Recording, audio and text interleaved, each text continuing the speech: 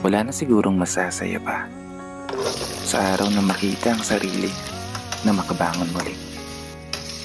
Masilayan yung mga ngiti na dating nagkukunwari.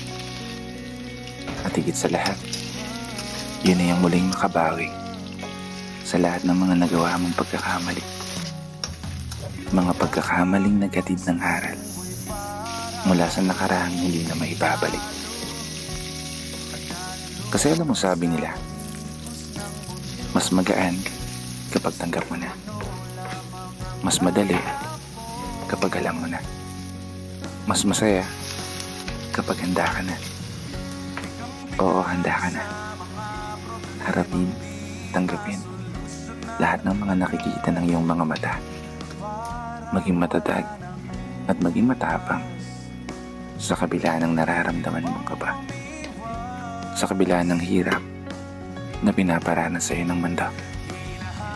Na yung dating inakala mong hindi mo kaya, kaya mo pala. Kaya mo nga pala talaga tumayo ng mag-isa. Humakbang at dahan-dahan umusad palayo. Habang pinupunasan ng mga luha na kusang natutuyo.